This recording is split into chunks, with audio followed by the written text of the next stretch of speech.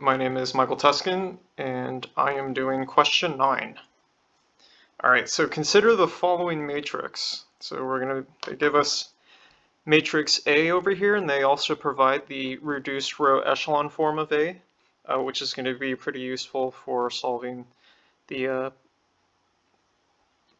solving the next few questions that I'm going to be going through here for. So A, find the basis for R of A.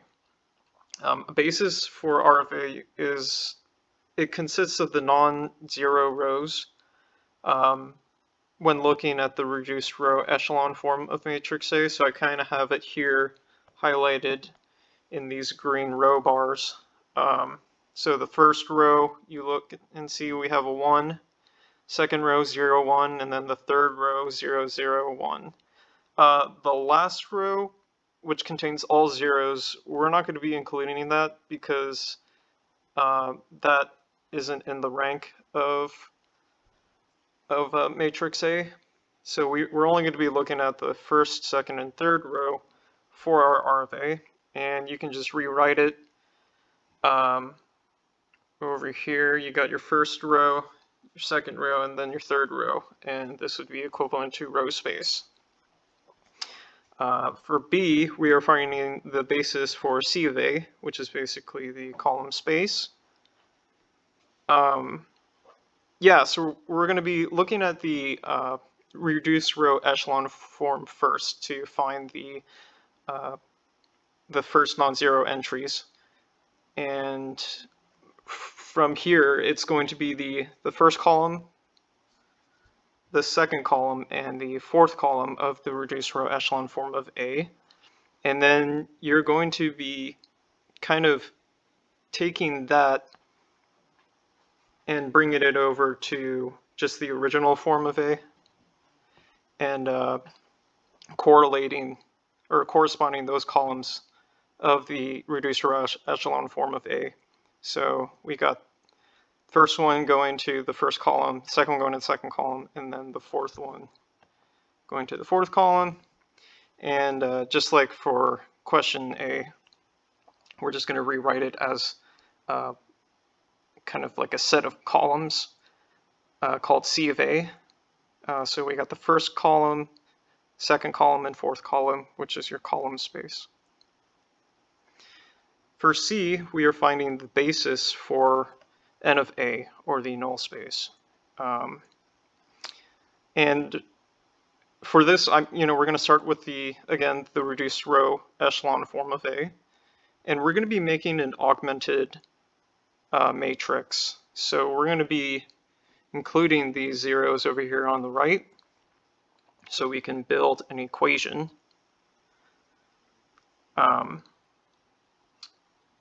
Yeah, so basically what we're going to do now is take the augmented matrix and we are going to put it into linear equation form, setting everything equal to 0, and then from here I'm going to be looking for solving for x of 1, x of 2, and x of 4.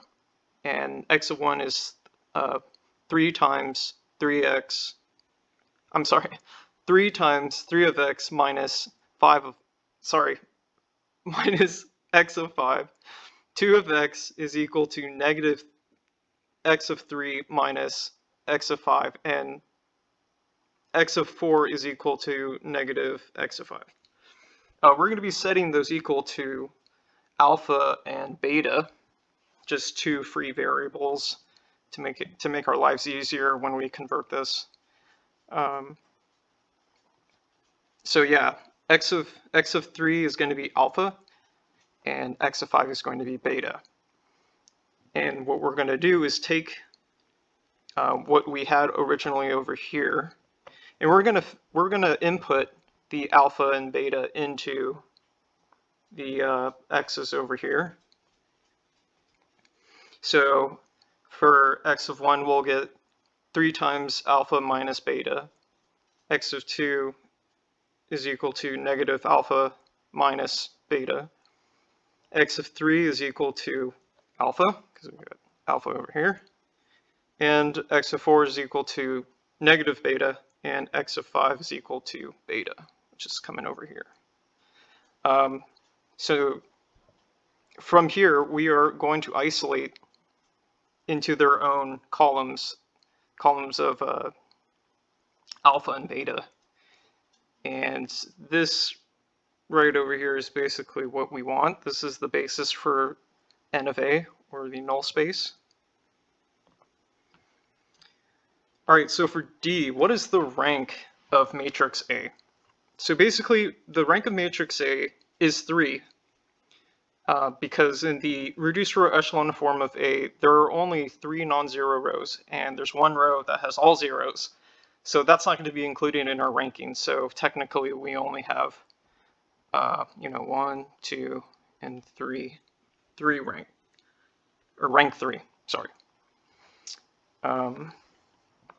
So for E, I'm not 100% sure if this is correct, but this is kind of how I went through my solution. Okay, so E, how many solutions does the linear system A times X equal B, which is the matrix equation, have where B equals 2 times A of 1 B equals 2 times A of 1 plus 3 times A of 2 minus A of 4. And A of 1, A of 2, A of 3, A of 4, and A of 5 are column vectors of A. Explain your answer. All right, so basically what I did, or what I'm doing over here is inputting the original matrix A into the AX equals B form. So I'm taking the reduced row echelon form for A, multiplying it by x of 1 through 5. And for B, I'm getting B from basically this. This comes from the question that I'm trying to answer. So what I did is I took those, the column vectors of the reduced row echelon form and inputted them into B. And this is where I'm not 100% sure if this is what I should be doing, but I'm making it so B is going to be equal, so 2 times A of 1 plus 3 times A of 2 minus A of 4 comes out to this over here. So it's going to be a column of 2, 3, negative 1, and 0. Sorry if you heard my dog. He was in the background, just kind of growling at the wall. Okay, so Fozzie. So okay. I'm sorry, I'm losing my train of thought here. Oh yeah, okay. So A times X equals B. And what we're going to be getting is the reduced row echelon form of A times X equals B.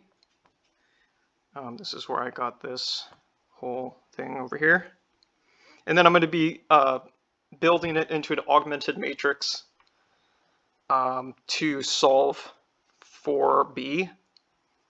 So if you take this augmented matrix and then put it into a linear equation, it basically comes out to x of 1 minus 3 times x of 3 plus x of 5 equals 2. The next one is x of 2 plus x of 3 plus x of 5 equals 3. And x of 4 plus x of 5 is equal to negative 1. And that leaves us with 0 equals 0. And I think, if I'm not mistaken, if it's equal to 0 on the last column, then there are infinitely many solutions for B. Yeah, that's just what I got. I'm not 100% sure on that, but if you guys want to comment, if you're reviewing this, let me know if there's a better solution to get through this question for E. But yeah, that's pretty much it. So I just want to say thank you for following through, and this was question 9. And yeah, that's it. Thank you so much.